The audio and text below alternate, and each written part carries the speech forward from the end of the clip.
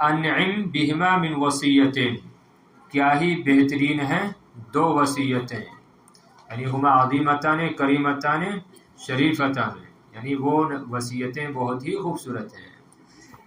عن ابی ذر الغفاری رضی اللہ عنہ قال، حضرت ابو ذر غفاری رضی اللہ تعالیٰ عنہ سے مروی ہے، قال انہوں نے کہا، قال اوصانی خلیلی بخصال من الخیر، کہ میرے دوست نبی کریم علیہ السلام نے مجھے خیر کی چند خصلتوں کی وصیت فرمائی۔ اوصانی مجھے وصیت فرمائی، خیر کی بخصال چند خصلتوں کی وصیت فرمائی۔ دیکھیے مفردات تو واضح ہیں، عن حرف جار ہے، اور ابھی یہ حالت کون سی حالت میں ہے؟ حالت جری میں ہے۔ کون سے اسما میں سے ہے؟ اسماء ستہ مکبرہ میں سے۔ اس کا اعراب کیا ہوتا ہے؟ حالت رفع میں الف، حالت رفع واو، حالت نصب میں الف، حالت جری میں یا کے ساتھ۔ تو دیکھیں یہاں پر یا کے ساتھ ہے کہ نہیں ہے؟ ہاں، تو ان ابی ذر الغفاری، ابو ذر غفاری سے، یعنی غفاری سے مروی ہے، یہاں پر یہ پوشیدہ نکالتے ہیں، روایت ہے۔ رضیہ یرضا، واضح ہے، راضی ہونا، اللہ ان سے راضی ہو۔ قال یقول، اوصانی، اوصا یوصی ایصا، باب افعال سے واحد مذکر غائب کا صیغہ ہے، مجھے وصیت کی، انہوں نے مجھے، یعنی میرے خلیل نے مجھے وصیت کی۔ خصال خصلتن کی جمع ہے، معنی کیا آتا ہے؟ عادت، معنی عادت، جمع خصال۔ الخیر صفت مشبہ ہے۔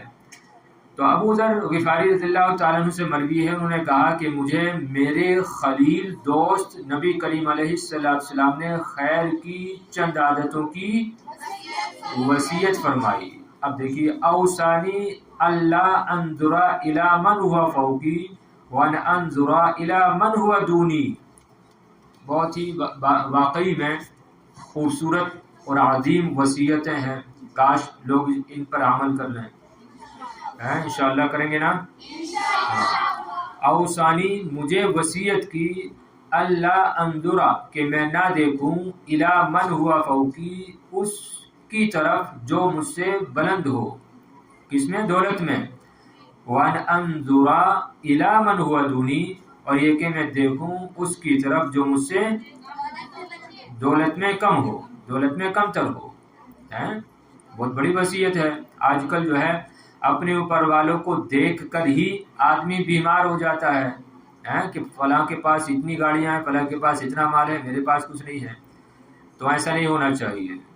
علم میں اپنے سے اوپر والے کو دیکھنا چاہیے، اور دولت میں اپنے سے نیچے والے کو دیکھنا چاہیے۔ صحیح ہے؟ تو علم میں آپ دیکھ سکتے ہیں، بالکل اجازت ہے، بلکہ دیکھنا چاہیے کہ اللہ رب العزت نے فلاں کو اتنا علم دیا ہے، تو مجھے بھی اتنا علم حاصل کرنا ہے۔ صحیح ہے نا؟ تو دیکھنا چاہیے۔ بہرحال دیکھیے، اوصانی اللہ انظرا الی من ہوا فوقی، مفردات دیکھیے، اوصا یہ تو آ چکا ہے، انظرا یہ منصوب کیوں ہو رہا ہے؟ انظرا، ہاں یہاں پر اصل میں کیا ہے؟ ان لا، ان لا، نون کو لام سے بدلے، لام کا لام میں ادغام کر دیے، اللہ ہو گیا۔ اور یہ ابھی بھی نصب کرے گا، ایسا نہیں کہ وہ چھپ گیا تو اس کا عمل بھی چھپ جائے، ایسا نہیں ہے۔ وہ خود تو چھپ گیا، لیکن اتنا بڑا والا ہے کہ عمل ابھی بھی کر رہا ہے وہ۔ صحیح ہے نا؟ ہاں، بہت طاقتور ہے یہ، کبھی کسی کے اندر آتا ہے، کبھی کسی کے اندر چھپ کے آتا ہے، لیکن عمل بہرحال کرتا ہے نا؟ لام کہ کے بعد اور کیا ہے؟ حتیٰ کے بعد، واو کے بعد، فا کے بعد، سب کے بعد چھپا رہتا ہے اور عمل کرتا ہے، چھپ چھپ کے گولی مارتا ہے۔ چلیے، بہرحال اوصانی اللہ انظرا، نظرا ینظرو، نظرا ینظرو سے من ہوا فوقی جو میرے اوپر ہو، ان انظرا یہ بھی وہی ہے، دونا مانے نیچے۔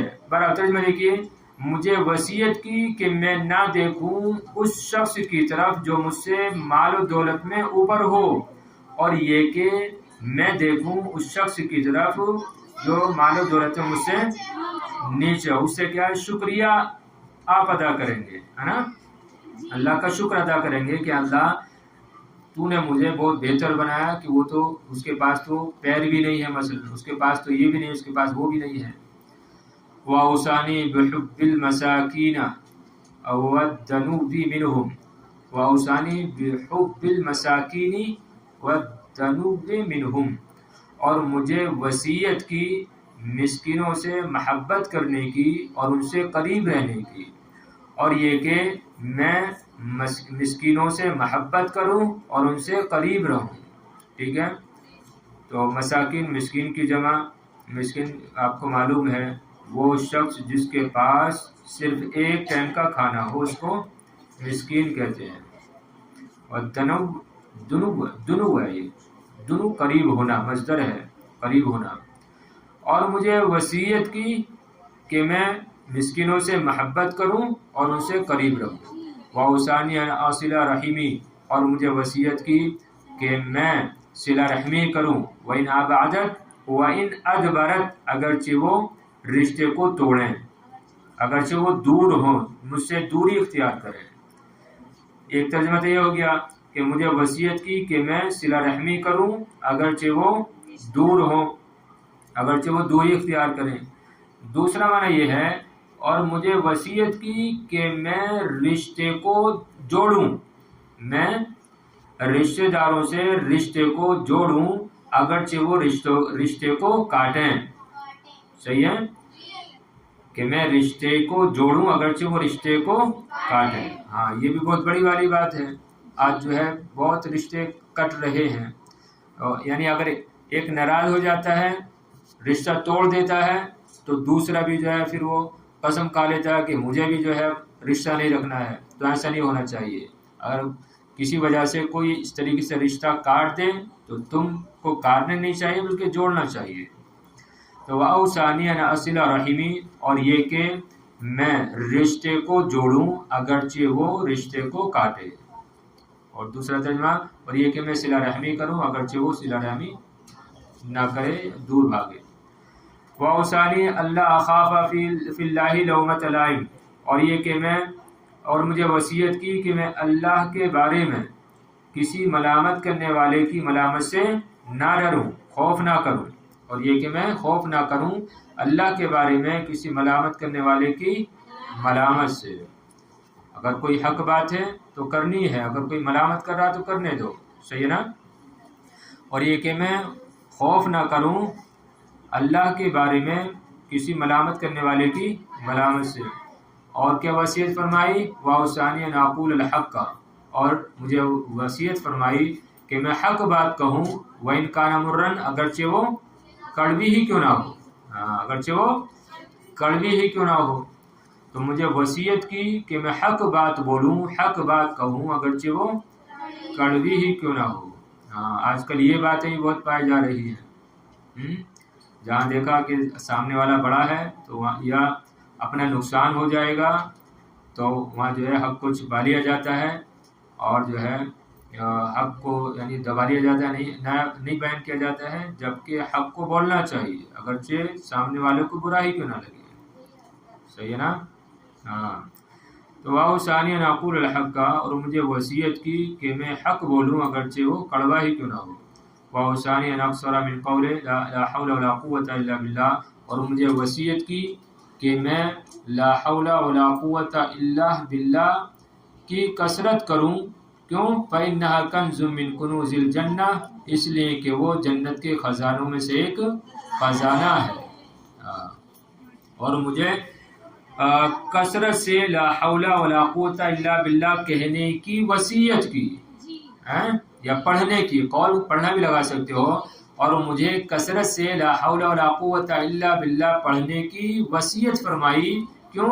فَإِنَّهَا كَنْزٌ مِّن كُنُوزِ الْجَنَّةِ، اس لیے کہ یہ کلمہ جنت کے خزانوں میں سے خزانہ ہے۔ صحیح ہے نا۔ پڑھا کریں اس کو، کثرت سے پڑھا کریں، آسان بھی ہے، لا حول ولا قوت الا باللہ۔ چلیے، کنز واحد ہے، جمع کنوز دونوں ہی ایک اس میں آ گئے۔ جنت جمع جنان آتی ہے، لغوی معنی آتا ہے اس کا باغ۔ آگے دیکھیے، اچھا لا حول ولا قوت الا باللہ کا معنی یاد ہے نا، کہ نہ ہی طاقت ہے نہ ہی قوت ہے مگر اللہ کی توفیق سے، اور تفصیلی ترجمہ ایسا کرتے ہیں کہ نہ گناہ سے بچنے کی طاقت ہے اور نہ نیکی کرنے کی قوت ہے مگر اللہ کی توفیق سے۔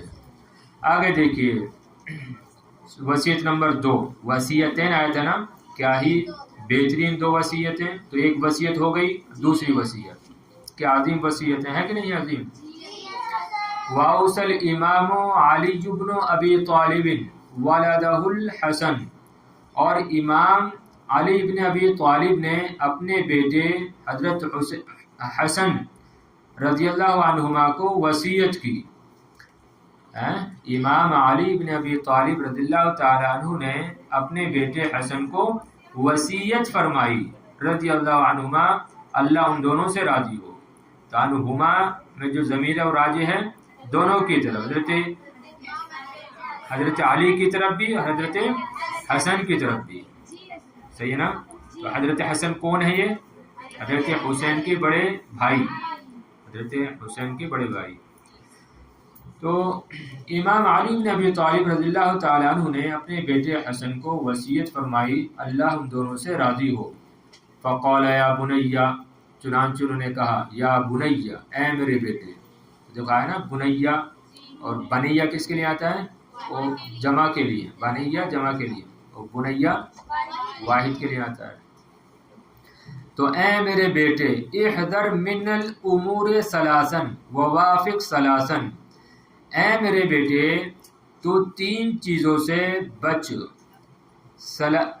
احذر من الامور ثلاثا، 3 باتوں سے، 3 کاموں سے، 3 امور سے بچ یا ڈر، ووافق ثلاثا، اور 3 چیزوں کی موافقت کر، واستح من ثلاث، اور 3 چیزوں سے حیا کر، وافزع الی ثلاث، اور 3 چیزوں کی طرف بھاگ، وحرم من ثلاث، اور 3 چیزوں سے بھاگ، وخالف ثلاث، اور 3 چیزوں کی مخالفت کر، وخف ثلاث، اور 3 چیزوں کا خوف کر، ورجو ثلاث، اور 3 چیزوں کی امید رکھ۔ سمجھے؟ کتنی ہو گئی؟ 3 کئی ہو گئی؟ دیکھیے پھر دیکھیے تو احذر من الامور ثلاثا، پھر دیکھیے احذر من الامور ثلاثا، یہ 3 چیزوں سے بچ، پرہیز کر۔ باب بھی دیکھ لو ساتھ ساتھ، احذر کون سے باب سے؟ حذرا یا حذرو، سمیہ سے یہ فعل امر احذر، صحیح ہے۔ ووافق ثلاثا، ووافق ثلاثا، اور 3 چیزوں کی موافقت کر، ووافق مفعول سے نا، وافق یوافق وافق، 3 چیزوں کی موافقت کر،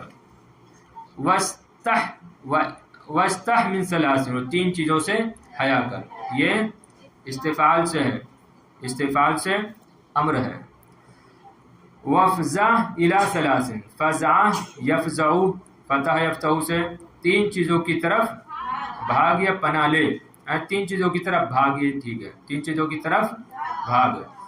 وہرب من ثلاث، اور 3 چیزوں سے بھاگ، ہوتا 3 چیزوں کی طرف بھاگ، اور یہ 3 چیزوں سے بھاگ۔ اور وہرب کون سے باب سے ہے؟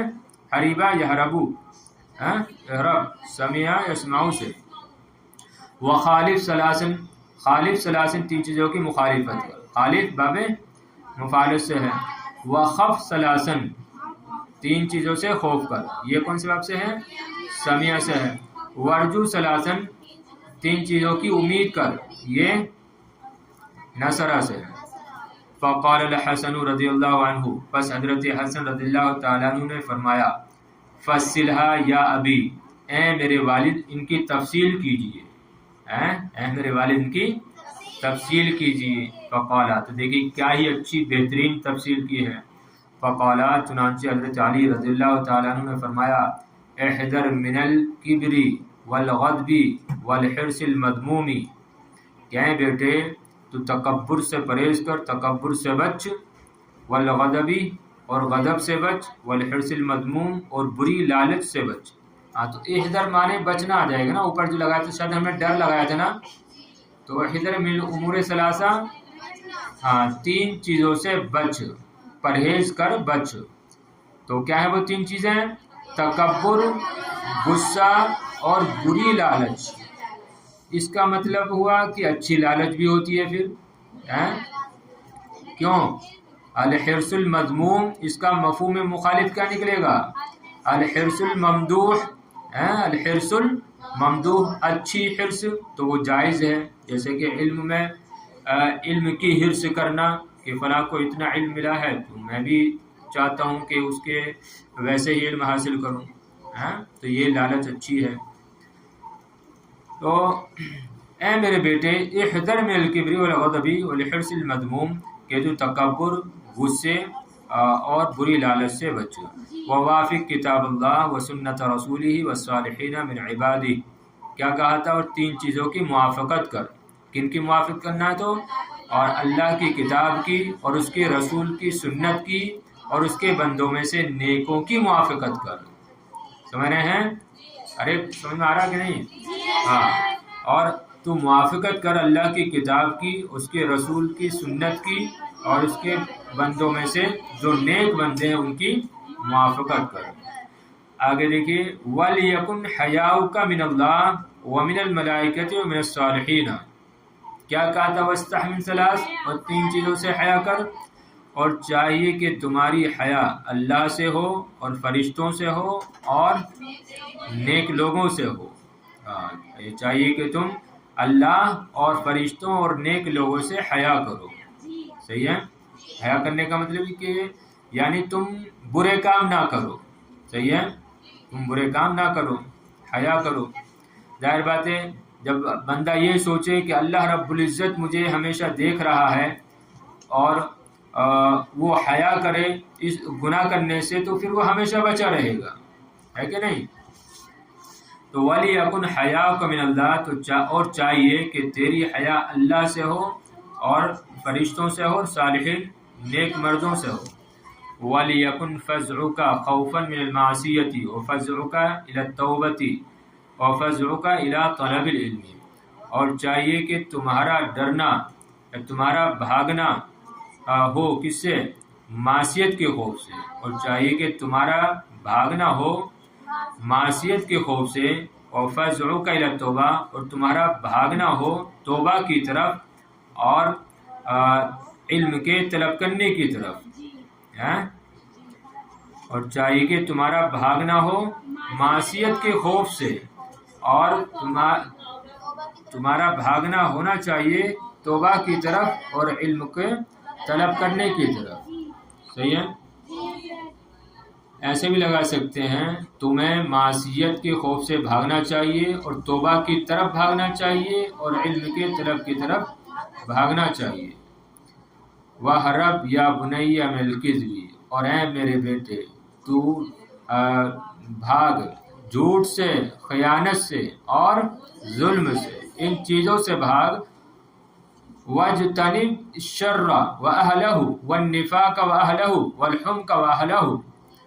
وَاجْتَنِبْ الشَّرَّ، اور پرہیز کر اور بچ برائی سے، وَأَهْلَهُ اور برائی والے سے، والنفاق نفاق سے، وَأَهْلَهُ اور نفاق والے سے، والحمق بے وقوفی سے، وَأَهْلَهُ اور بے وقوفی والے سے.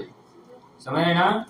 ہاں یہ کتنی اچھی بات ہے کہ وَاجْتَنِبِ الشَّرَّ، کہ تو شر سے بچ، برائی سے بچ، وَأَهْلَهُ اور برائی والے سے، والنفاق اور نفاق سے، وَأَهْلَهُ اور نفاق والے سے، والحمق اور بے وقوف سے اور بے وقوفی سے، بے وقوفی کرنے والے سے.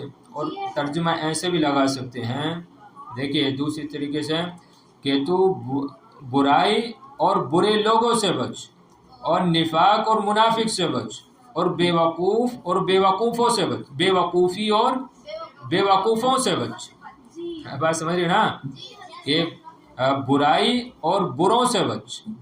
برے کون؟ یعنی برائی والے. تو برائی اور بروں سے بچ اور نفاق اور منافق کسے کہتے ہیں؟ نفاق والا. تو نفاق اور منافق سے بچ اور بے وقوفی اور بے وقوفوں سے بچ. سمجھے بات؟ ہاں تو بے وقوف بھی جو ہیں کبھی کبھی بہت نقصان کرا دیتے ہیں. ہاں اس وجہ سے دوست جو ہے بہت سوچ سمجھ کے بنانے چاہیے. بے وقوفوں کو جو ہے دوست نہیں بنانا چاہیے جلدی سے. وہ کیا ہے خود نقصان کر دیں گے اور آپ کے اوپر آ جائے گا، پھر وہ آپ کو بھگتنا پڑے گا کہ آپ ہی دوست ہیں اس کے. وہ تو بے وقوف ہے، کچھ بھی کر کے چلا جائے گا، بھاگ جائے گا، آپ کو پھنسا دے گا، آپ پھنس جائیں گے. پھر واخف اللہ، اور اللہ سے خوف کر، اور اللہ سے خوف کر. ومن من لا یخاف اللہ، اور اس سے بھی خوف کر جو اللہ سے نہیں ڈرتا ہے. ہاں دیکھ کتنی اچھی بات کہی ہے، اللہ سے ڈر اور اس سے بھی جو اللہ سے نہیں ڈرتا ہے. ہاں جو اللہ سے نہیں ڈرتا ہے. ومن لدغات لسانک، اور اپنی زبان کے ڈسنے سے بچ، اور اپنی زبان کے ڈسنے سے بچ. صحیح ہے نا؟ تو کتنی چیزوں سے ڈر، اللہ سے ڈر، اللہ کا خوف کر، اور اس سے بھی ڈر جو اللہ سے نہیں ڈرتا ہے، اور اپنی زبان کے ڈسنے سے ہی بچ. اپنی زبان کے ڈسنے سے کیا مطلب ہے؟ یعنی دیکھ بحال کر، خوب سوچ سمجھ کر بول، کہ کہیں ایسا نہ ہو کہ تو بول دے اور تیری وجہ سے جو ہے تجھ پر حملہ ہو جائے. پھر ہاں ظاہر بات ہے، جیسے مثلا گالی دے دی. اب گالی دینے کی وجہ سے کیا ہے، گویا کہ اس کی وجہ سے اب اس کی پٹائی کی جائے گی. گویا کہ اس کی زبان نے اس کو ڈس لیا ہے کہ نہیں. ہاں تو اللہ سے ڈر اور اس سے بھی ڈر جو اللہ سے نہیں ڈرتا ہے، اور اپنی زبان کے ڈسنے سے بچے. وارجو اللہ فی غفران ذنوبک، اور اپنے گناہوں کی بخشش میں اللہ سے امید رکھ. اپنے گناہوں کی بخشش میں اللہ سے امید رکھ. وفی قبول اعمالک، اور اپنے اعمال کے قبولیت میں، قبول ہونے میں اللہ سے امید رکھ.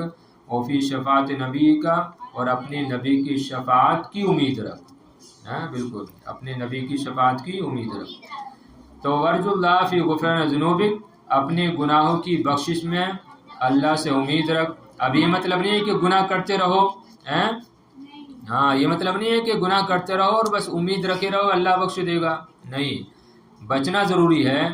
اگر خطأً یا کسی وجہ سے کوئی گناہ ہو جائے تو اب جو ہے مایوس ہو کر بیٹھ نہ جاؤ، بلکہ اللہ سے بخشش کی امید رکھو. صحیح ہے نا؟ ہاں ویسی امید ہونی چاہیے جیسی حضرت ابو بکر صدیق رضی اللہ تعالیٰ عنہ کی تھی، جیسے صحابہ کی تھی. اور اللہ سے اپنے گناہوں کی بخشش کی امید رکھ، اور اپنے اعمال کی قبولیت کی امید رکھ، اور اپنے نبی کی شفاعت کی امید رکھ. چلیے بس.